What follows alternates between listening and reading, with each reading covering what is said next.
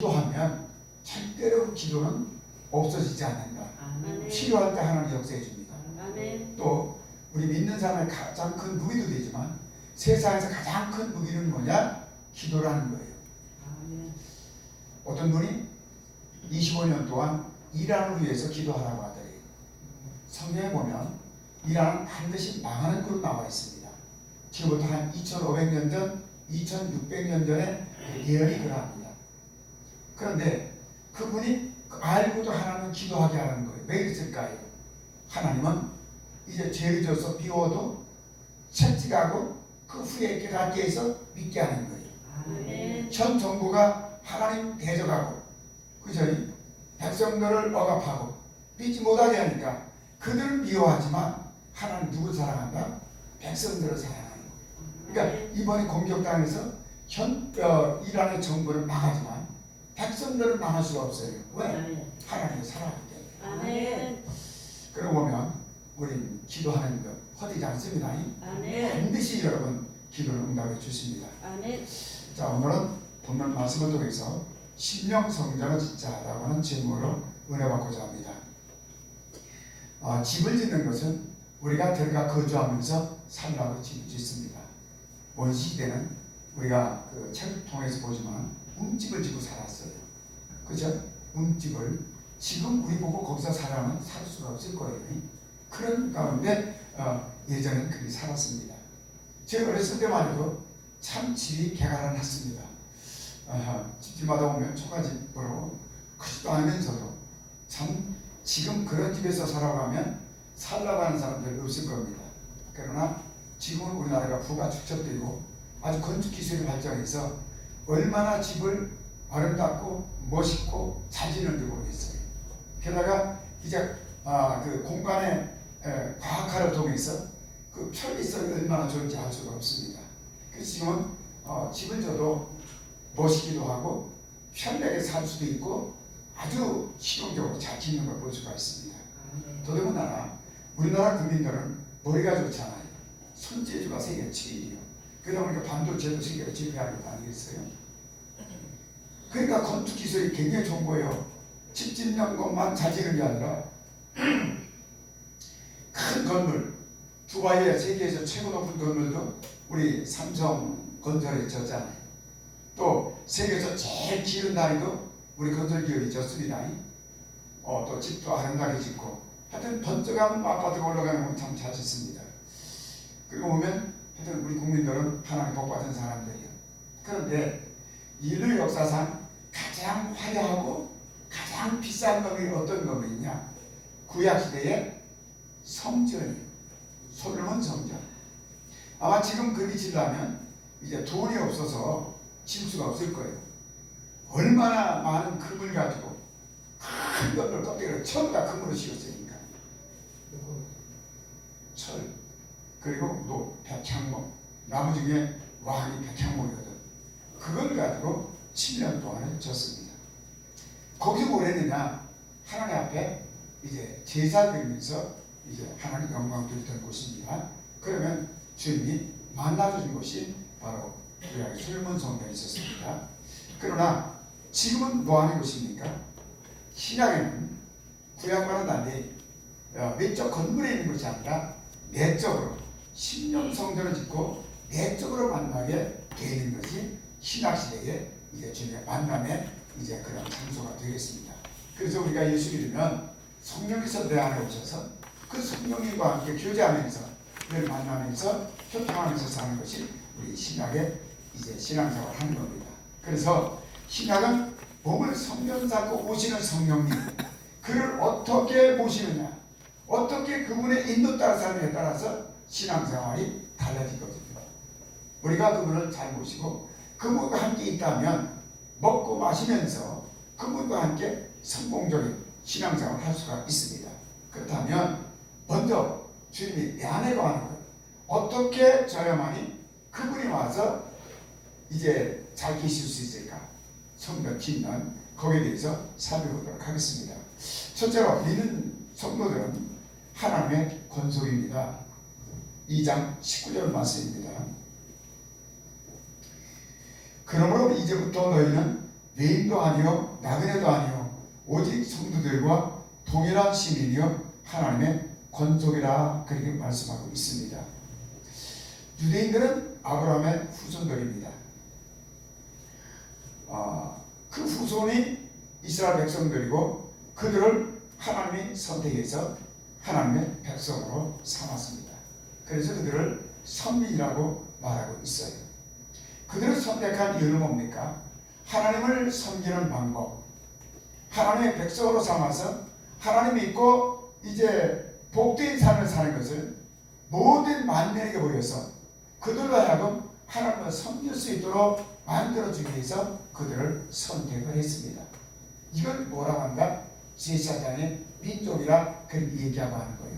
그러니까 이스라엘을 아브라함을 선택해서 이스라엘 백성들을 선택한 것은 그들로 말미암아 제사장 민족으로 삼아서 하나님을 섬기면서 복을 받고 그걸 이방에 전해서 모든 민족이 주를 믿고 구원받기 위해서 그렇게 했다 그런 얘기예요. 그래서 예수님 오시기 전까지는 유대인들 빼고는 나머지 모든 사람들은 무슨 백성이다? 이방 민족이다 그렇게 하는 거예요. 그들은 어떤 사람이냐? 하나님과 관계가 없던 사람들. 유대인들은 하나님을 섬겼지만 이방 사람들은 하나님을 섬길 수가 없었습니다. 하나님을 섬길 수 없다고 하는 것은 아담과 하와가 타락해서 죄를 져서 마귀의 팔에 갔잖아요. 마귀의 종이 있고 그의 백성이 되어 있어요. 그렇다면 하나님 앞에 우리가 죄를 졌기 때문에 쓸 수가 없고 원수가 돼서 이미 심판받고 멸망할 수밖에 없는 그런 사람이 될 수밖에 없었습니다. 그런데 그런 자들에게 하나님은 예수를 이 땅에 보내서 예수를 십자가로 돌아가시고 그 피값을 통해서 우리를 사서 우리가 예수를 믿음으로 구원받고 하나님의 자녀가 됐다. 다시 말해서 십자가는 하나님과 우리 사이를 다리를 놔서 그래서 연결돼서 하나님의 백성이 되고 하나님의 자녀가 됐다 그런 말씀입니다. 다시 말해서 그 죄 때문에 하나님과 우리 사이는 원수가 된 사이였었는데 예수님의 십자가의 복음을 통해서 우리가 듣고 믿음으로 말미암아 다시 연결돼서 하나님의 백성이 되고 구원받고 하나님의 백성이 된다. 이 사람을 뭐라 그러느냐? 하나님의 권속이다 그렇게 말씀하는 거예요. 여러분 기도할 때 하나님의 권속들 함께 하옵소서 그런 기도하잖아요. 권속이 뭡니까? 집이라고 하는 뜻이거든. 다시 말해서 가족이라고 하는 그런 의미가 있습니다. 이것은 어떤 사람이냐? 모두가 예수 믿는 사람을 하나님의 권속이라 이렇게 말씀하고 있습니다. 그러니까 예수님의 피를 통해서 하나님과 우리 사이에 화목이 이루어졌고 화목이 돼서 구원받은 사람은 하나님의 권속이라 말씀하고 있는 거예요. 이 사람은 어떤 사람입니까? 신분이 바뀌어진 사람은 자 예수 안 믿는 사람은 죄인이 됐고 심판받고 멸망할 수밖에 없었습니다. 그러나 예수 믿음으로 구원받고 하나님의 자녀가 되고 하나님의 권속이 됐습니다. 그렇다면 신분이 바뀌어진 사람을 얘기하는 거예요. 요한복음 10장 34절 35절 보면 여러분과 저는 어떤 사람이냐? 신이라고 해서 신. 자 우리가 신 하면 누굴 보고 신이라고 하죠?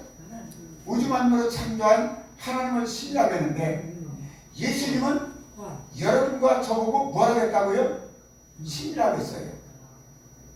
요한복음 10장 35절 보니까 하나님의 말씀을 받은 사람은 신이라 하지 아니하느냐. 하나님의 말씀을 받고 믿은 사람은 하나님의 자녀요 영생을 얻은 사람들이에요. 그렇기 때문에 신이 되는 거예요. 자 아버지와 아들은 서열은 다르지만 자녀는 같다 틀리다. 같은 사람이요. 근데 아버지와 자녀 서열은 다르지. 하나님이 우리를 보고 하나님의 자녀라고 하면 신적 자녀 같아요. 그리고 서열이 다른 거예요. 하나님은 아버지고 우리 자녀가 되는 거예요. 로마서도 그렇고 가라서 보면 예수님이 우리 뭐가 됩니까? 마다들이라고 했어요. 우리 사자들이요. 그러니까 예수님 오시기 전에는 하나님의 아들이 누구밖에 없었다? 독생자 예수님밖에 없었어요. 예수님 오시고 나서 예수를 믿음으로 이제 독생자가 아니에요. 여러분과 저에게는 아들의 영이 우리에게 와서 하나님의 아들이 돼서 아버지와 아들을 부르게 돼 있어. 그래서 그 후로는 예수님은 맏아들이 있고 우리 사자들인 거예요. 그러니까 여러분과 저는 얼마나 엄청난 신부를 만드는지 알 수가 없어요. 이걸 깨달으면요 자다가 벌떡 일어나는 거예요. 아니 난 죄 가운데 죽은 사람이 이제 우리를 구원해서 하나님의 자녀 만들라고 독생자 하나밖에 예수를 보내서 십자가로 돌아가시고 믿으면 아들의 영을 내게 부어서 나를 아들의 완전히 만들고 요한복음 10장 35절은 신의 완전히 만들고 영생을 얻게 했다. 너무나 기가 막힌 겁니다. 아멘. 강화도령 이원법이라고 하는 사람은 나무꾼이 있었어요. 근데 어느 날 사람들이 와가지고 탁 잡아다가 용상에 딱 얹혔어. 그게 누구지? 철종이요. 조선 말기에 하도 강파싸움이 심하니까 왕 될 사람이 다 씨가 말려버린 거예요. 그러니까 먼 왕손 중에서 철종이 그 부모들이 유배간 데가 강원도니까 거기 살았거든. 근데 왕 될 사람이 없으니까 그 나무꾼 했던 이원법을 잡아다가 용상에 얹혀서 뭐가 됐다? 왕을 세운 사람이 철종이거든. 그러면 나무꾼이 왕이 됐다. 우리 장로님 신분이 얼마나 바뀌신 거예요? 나무꾼이 왕이 됐다. 어마어마하죠. 나무꾼 하면 누가 취급을 합니까? 그것도 유배지 강화도에서. 그런데 하나가지고 용산으로서 철종이 돼버린 거예요. 왕이 됐어. 조선 팔도 명령으로 다스리는 사람이 됐다고 해요. 그걸 갖다가 신분 상승이 됐다. 그런 얘기를 합니다. 우리나라 부모들이 얼마나 신분 상승을 바랬길래 자녀들 나오면 야 공부해 야 서울대 야 사법고시 판검사만 되면 물론 지금 로스쿨 나와도 너 별거 아니지만 하도 많아서 옛날에 사법고시만 다 합격됐다 하면 신분이 금방 상승되잖아요. 상승된다니까. 사람은 신분 상승은 그렇게 기대하는 거예요. 그런데 거기에 비해서는 나무꾼 이원범이는 느닷없이 왕이 됐으니까 만수가 올라간 거예요. 그런데 여러분과 저는 거기에 비하면 세 발이 피요. 왜? 죄인이라 멸망할 수밖에 없는 사람이 하나님의 자녀가 돼서 영원한 생명을 얻고 하나님의 자녀를 만들었다고요. 여러분 실감이 잘 안 가죠. 아마 천국 가시면 여러분과 저는 진짜 실감 날 거예요. 가만히 따져보면 너무 이거 실감이 나는 거예요. 왜 그렇습니까? 죄인은 이제 심판받아서 불구속에 들어가야 되잖아. 거기서 건너만 내도 대단한 건데 그게 아니라 하나님의 자녀의 신분을 줬다고요. 하나님의 자녀의 신분은 뭐냐? 하나님의 우리가 하나님의 자녀, 여러분 말이 자녀지 여러분 자녀 그렇잖아. 그렇게 우리 신분을 올려줬습니다. 그러므로 여러분과 저는 어떻게 되겠습니까? 우리 하나님께 늘 감사하는, 그죠? 늘 자녀가 경배하는 그런 사람이 되어야 됩니다. 이것은 여러분과 제가 무슨 공로가 있어서 된 게 아니고 하나님이 여러분과 저를 사랑해서 독생자를 보내서 피값으로 우리 은혜로 구원받게 했고 복을받게 했다. 그래서 감격하는 마음으로 하나님께 감사하는 여러분과 제가 되어야 되겠습니다. 아멘. 그 사람이 진정한 믿음이 있는 사람입니다. 두 번째로는 우리는 사도들과 선지자들의 터 위에 세워진 자들입니다. 2장 20절 보니까 너희는 사도들과 선지자들의 터 위에 세우심을 입은 자라 그리스도 예수께서 실이 모퉁이 돌이 되셨느니라. 사도들과 선지자 터 위에 우리의 신앙이 세워졌고 그리고 우리가 구원받고 하나님의 백성이 된 것입니다. 사도가 누굽니까? 예수님의 제자들이죠. 3년 동안 예수님을 따라다니면서 뭐 하는 분들이요? 예수님께 배운 분들이요. 동고동락하면서. 그래서 예수님의 직계 제자들입니다. 그들 통해서 교회가 세워졌죠. 선지자는 누굽니까? 하나님과 교통에 대해서 하나님의 말씀을 받는 예언자들이에요. 그들을 통해서 사도를 통해서 교회가 세워졌다 그런 말씀이죠.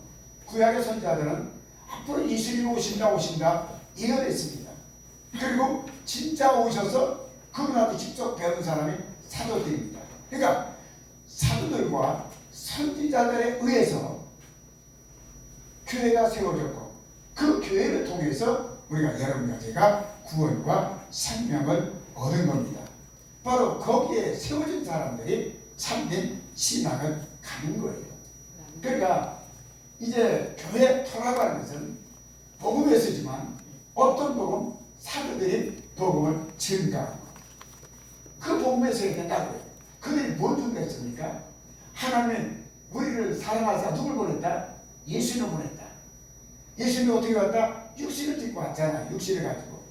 그리고 십자가를 따라 돌아가시고 부활하시고 승천하시고 재림하시고 그걸 믿으면 구원받는 거예요.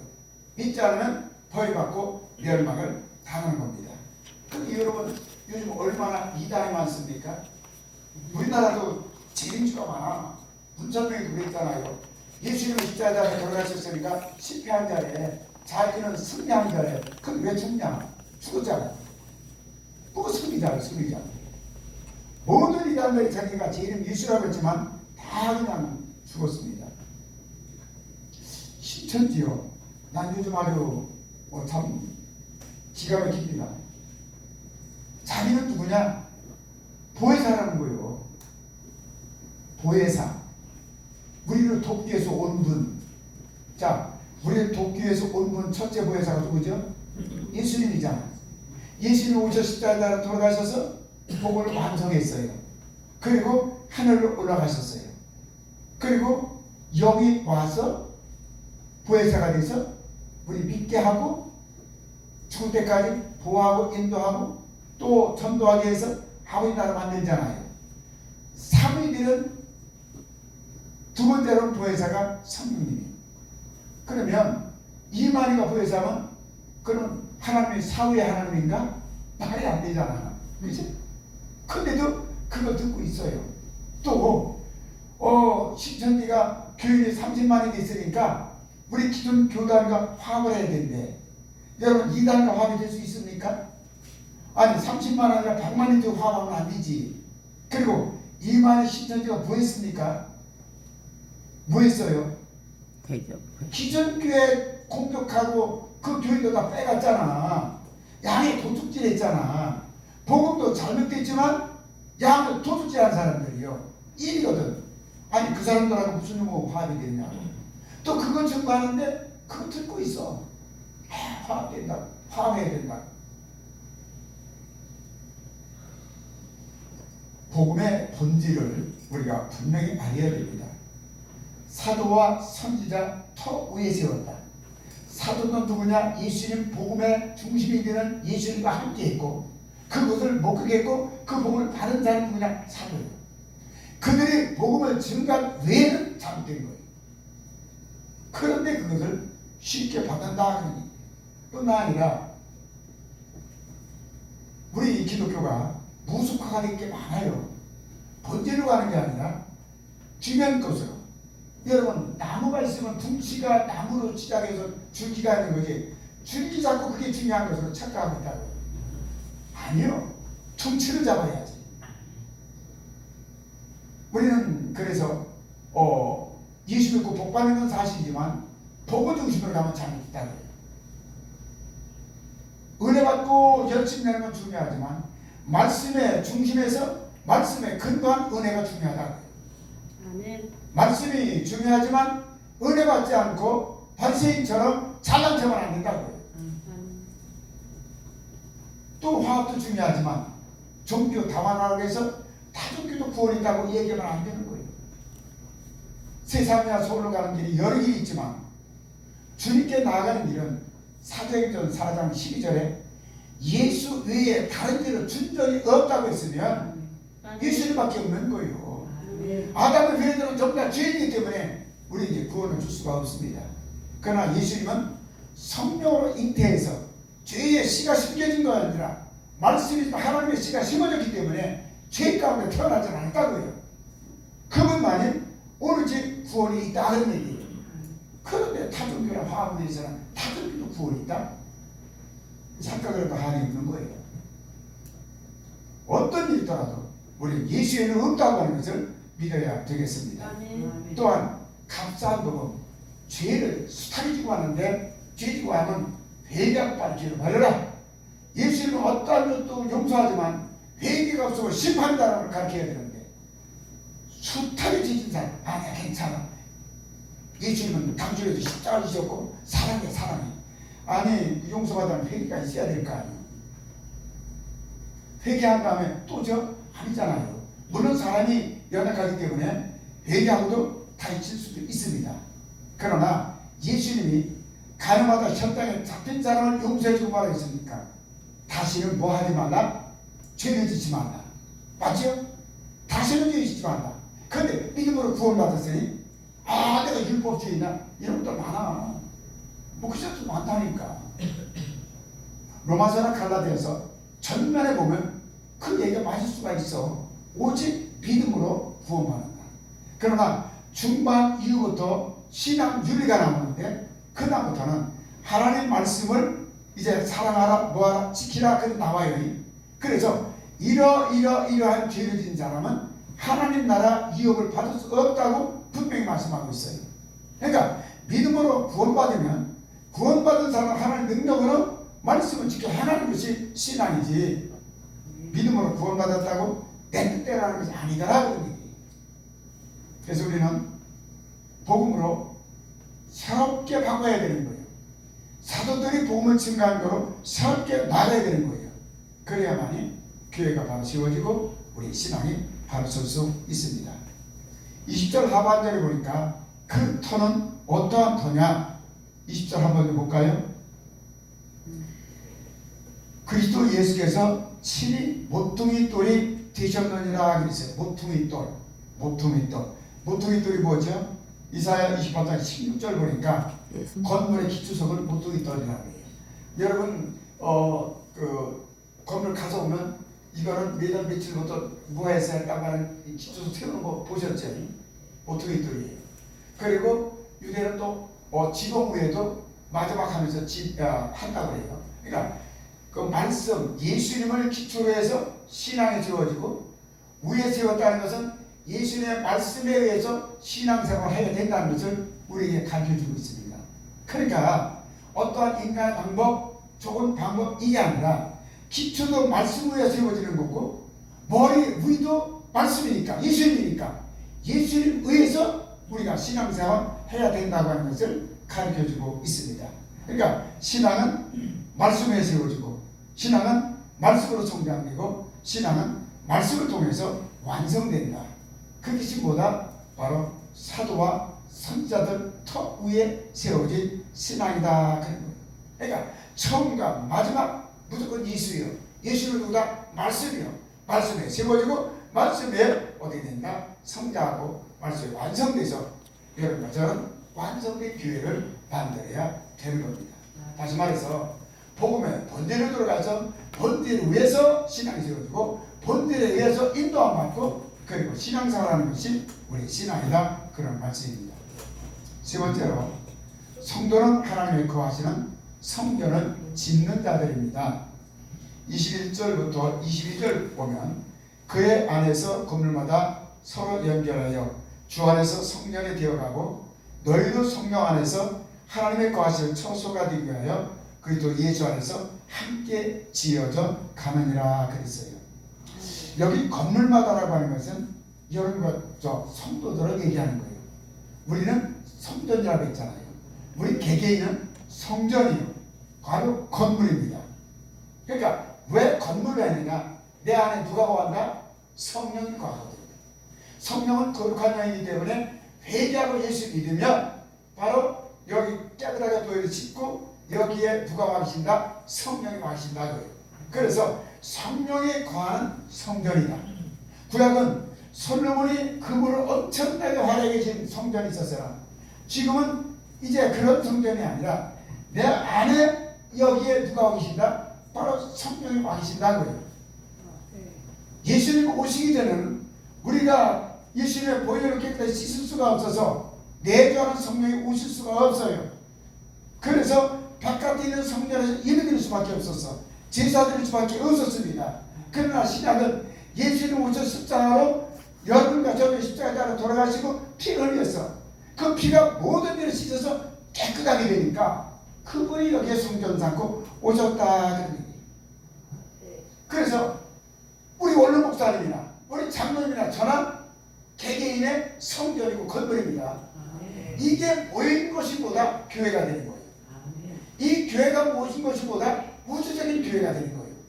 그러니까 이 교회가 이 건물 물론 교회당이라고 해서 예배드리는 전문적으로 지은 집이지만 그러나 성전은 어디다? 여러분 가정에 이 육체 안입니다. 이 사람들이 모인 것이 교회가 되는 것이고 그 교회 전체가 세상의 모든 사람 모인 것이 우주적인 교회가 된다. 바로 그것을 위해서 하나님께서 교회를 세운 거죠. 지금도 그래서 새 신자가 생긴다. 그러면 성전 하나가 생기는 거예요.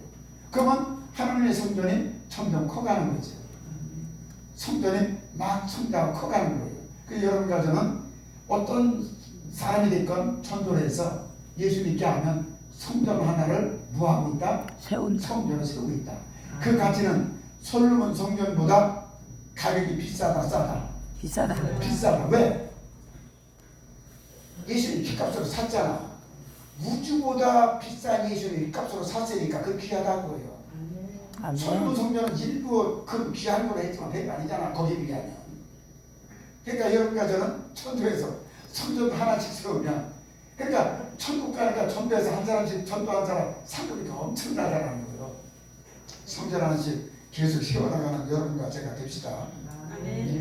이렇게 성장되어가는 것이 하나님의 뜻을 이루는 겁니다. 여러분, 여름이 오면 장마에 비가 내립니다. 그러나 우리가 내리는 장소 보면 물이 많이 흐르지 않습니다.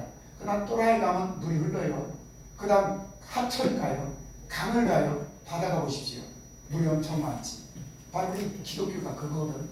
자, 처음에 누구부터 출발했죠? 예수는 한 분, 그 다음에 12제자, 그 다음에 70인 제자, 120문도, 그 다음에 어떻게? 베드로 가면 설교했더니 몇 명?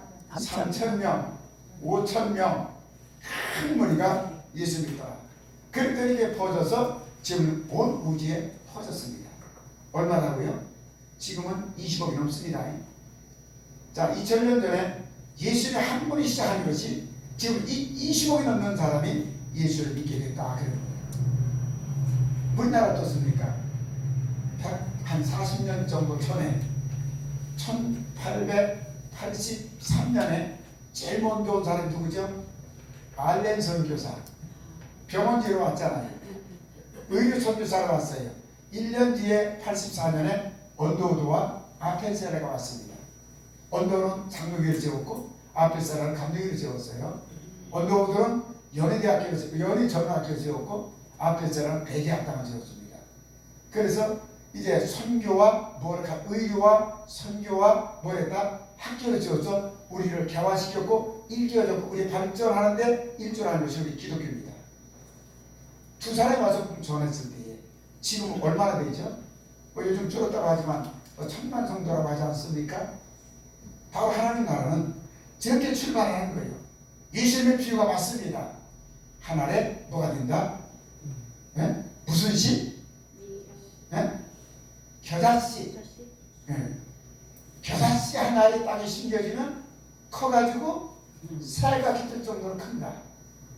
미약하게 한 알렌 선교사, 그 다음 두 사람의 선교사, 그 다음에 커더니 1000만이 된다. 2000년 전에 예수님 한 분이 복음이 지은 것이 12명, 70명, 120명, 3천, 5천 큰 물이 지금은 수십억이 됐다. 뭘 얘기합니까? 천국은 생명력이 있어서 성장한다고. 처음부터 크게 출발하는 게 아니라 적게 출발해서 크게 성취하는 것이 기독교입니다.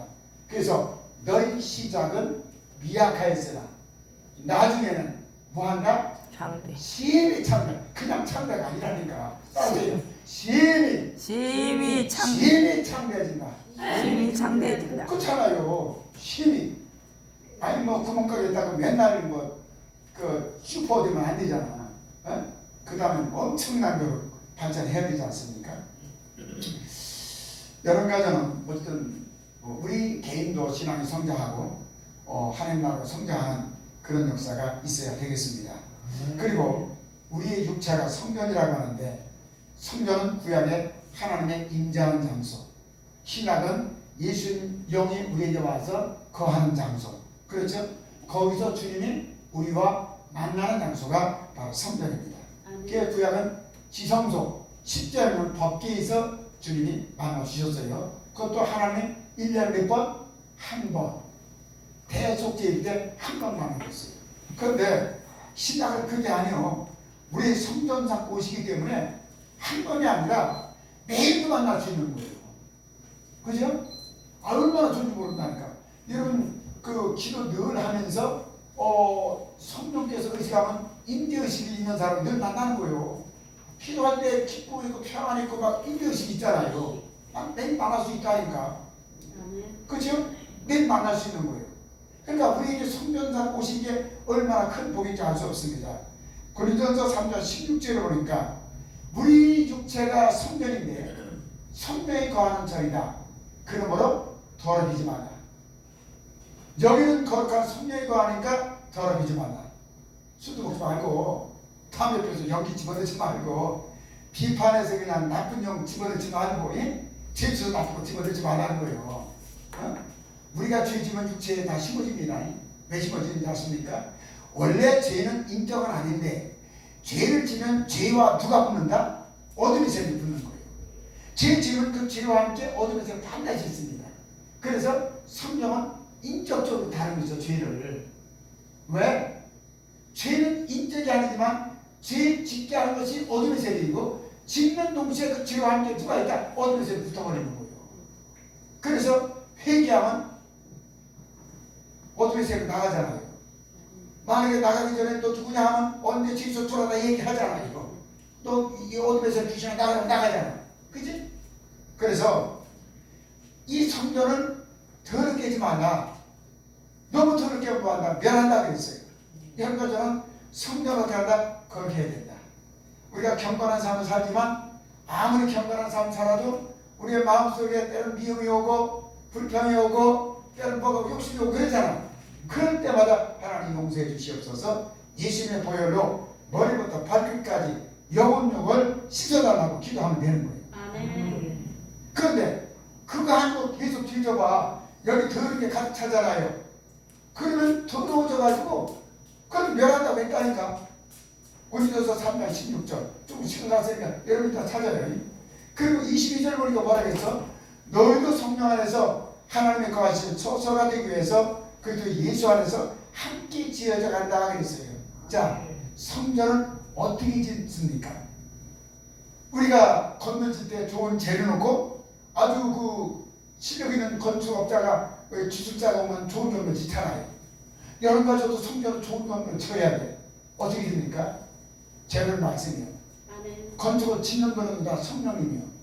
그런데 말씀과 성령님만 있으면 되느냐? 아니요. 성령님이 어떻게 할 때 움직이지? 기도할 때. 내가 말씀을 배우면 그 말씀이 이루어지기 위해서 우리가 기도하면 성령님이 말씀을 이루기 위해 역사해. 기도하고 그 다음에 하면 끝나나? 아니요. 장로님 그 다음은 순종입니다. 그럼 우리 신앙이 지금 쳐가는 거예요. 그럼 우리가 어떻게 된다? 거룩해지고 어떻게 된다? 심히 성전이 아름답게 지어지는 거예요. 그러면 바로 말씀이 충만하고 기도에 성령 충만하고 성령을 통해서 집을 지으면 순종을 하다 보면 나중에 어떻게 된다? 나와 성령님 간에 이제 교통이 쉬워지는 거예요. 그게 안 된 사람은 아무리 기도해도 주님과 교통이 이게 잘 안 돼요. 그래서 언제까지 우리가 노력해야 되느냐?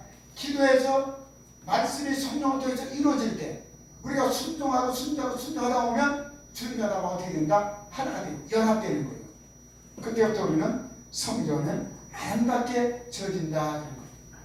누구나 예수 믿으면 우리 안에 누가 와 계신다? 성령이 와 계십니다. 그런데 요한복음 14장 23절을 보면 힘드세요? 자, 한 2, 3분이면 끝납니다. 요한복음 14장 23절에 보면 누가 있냐면 너희가 사랑하고 내 말을 따르면, 그러니까 말씀에 순종하고 사랑하면 우리가 너희를 거쳐 삼고 너희에게 함께하겠다는 것이에요. 자, 우리가 예수 믿으면 무조건 누가 와 계시다? 성령이 와 계시는데 우리가 말씀대로 순종하고 사랑하면 누가 와 계시다? 우리. 예수님 우리는 누구죠?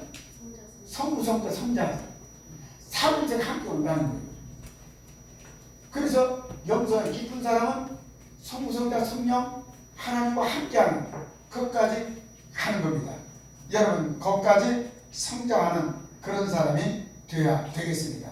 그러기 위해서는 기도하고 말씀에 순종하고 사랑의 실천을 믿을 때 주님이 우리가 함께해 주십니다. 그래서 이제 말씀과 성령을 통해서 성전이 지어져 가는 아름다운 성전을 지어서 하나님 기뻐하시는 그런 사람이 되어야 되겠습니다. 기도합니다. 그러하신 아버지 고맙습니다. 우리가 심령 성전을 지어야 됩니다.